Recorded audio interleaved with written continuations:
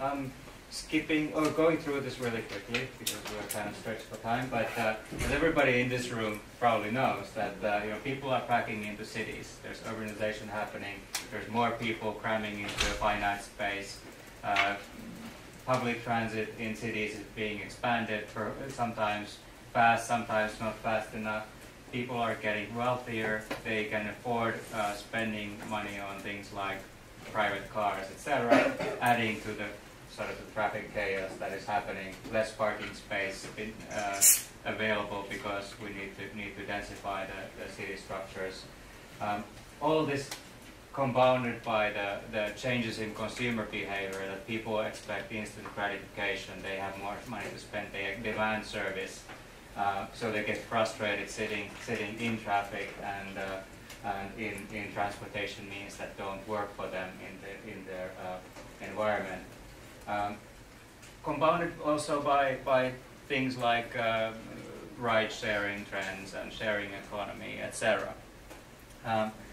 Mobility as a service aims to solve this equation by essentially freeing up capital or freeing up people from having to own their own transportation means, combining the existing networks and the ever-improving networks and sharing economy under a single app subscription, a single business model, a single workflow, adding to the increase of efficiencies in the entire system. So optimizing basically this system as a whole by making it easy and understandable to the user under a familiar kind of a single all-you-can-use kind of a subscription, like what happened with the movie industry in Netflix, and like what happened in music industry with Spotify.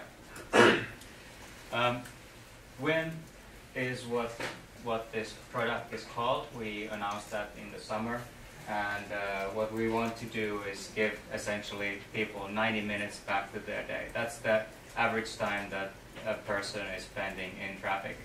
So this is 90 minutes that we want to enable people to do something else with their life other than worry about the car right in front of them. Providing this means also that we need to cover all these A's and B's of people where they want to go from and to at any given time, which means that we need to put a lot of emphasis on the network and be able to enable people to have the freedom of mobility while doing it in a very simple way. Well, as a side of that, of course, we have a chance to make sure that people don't pollute as much as they do, and benefit the ecosystem as a whole, or society. Now, as we are building essentially an ecosystem, and we of course have lots of histories on how different ecosystems got formed.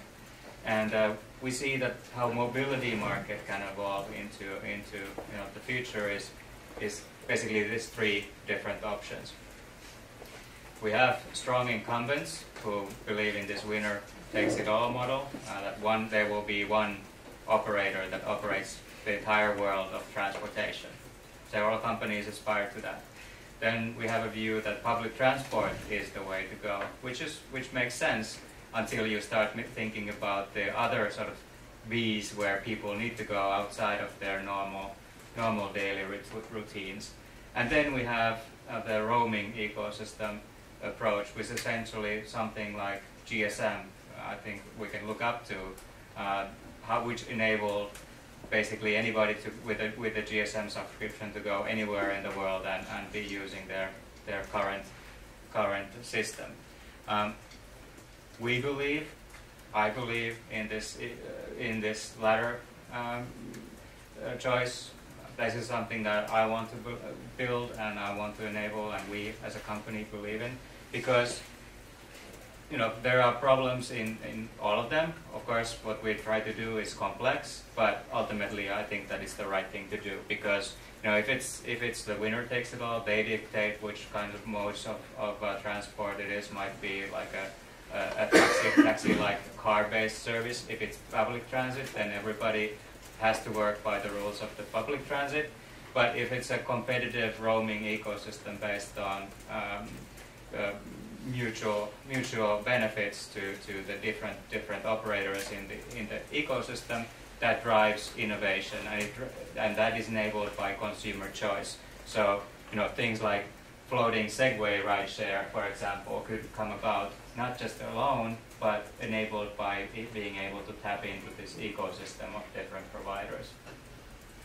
And the topic that I would like to expand on today would be, which of these models would you like to do? And of course, my thesis is the last one, and a little bit talking about how we went and built WIM. We started out essentially with this. This was my sort of job interview, basically, and expanding on that. So we built our system already to be flexible with the mindset that we will open it up and we want to enable this ecosystem. And of course, for much of these things, routing, we have OpenTrip Planner. We can plug in virtually any routing provider. There's lots of different formats that we can reuse from the ecosystems out there. There were a couple of things that were missing, and have to start from something. So on the transport operator side, we basically put up our own implementation as open source. It's in GitHub, in Moss API, and I think today's topic is more on the customer side. What kind of data? Now today we have basically, well, it's unformatted JSON. Let's put some structure on it. In order to essentially achieve this, that okay, we have WIM here, and then we have some other provider that we would like to actually roam to. In the middle, we need some things. We need a trust model. How does this thing actually work? How do companies how are they able to connect to one another? Under what kind of terms? We need ticketing. I mentioned routing, but ticketing is the thing that actually gets people moving.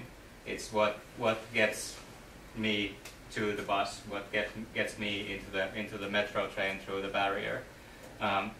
We need commercial agreements. Let's agree that this is a commercial-based system. We need APIs for enabling programmatic way of accessing those services, and not accessing the services, actually physically putting the customer into the mean of transport.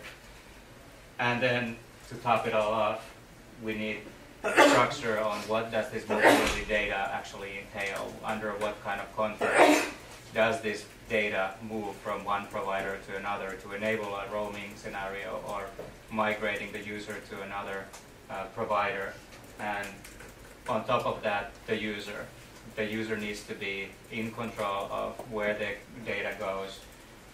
Mobility data is very sensitive. People are aware of that, and we want to enable them to be in control of what happens with their data in order to inspire this kind of an ecosystem being created and driven by the user choice. Where we are today, as I said, we basically implemented the ticketing interface and abstracted that in our own backend, and we made that open source. So actually, just yesterday we updated it, so there's a new version out there. The documentation is still a little bit of the old version, but it's coming. We want to expand that. We invite people to take a look at it, implement it, contribute. It's an MIT licensed source code with a reference implementation. There's a lot to do.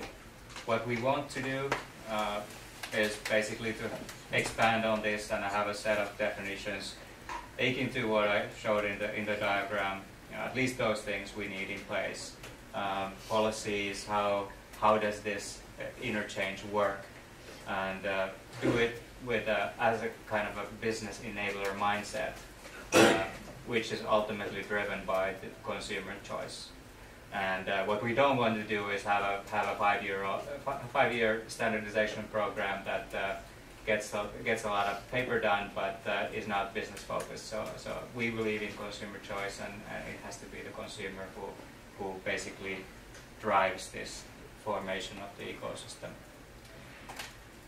So yeah, the call to action I would like to put out here in front of the MyData conference, that you know, if this is interesting to you as a topic, please pitch in, and we're totally open to working with all parts of the ecosystem and interest groups.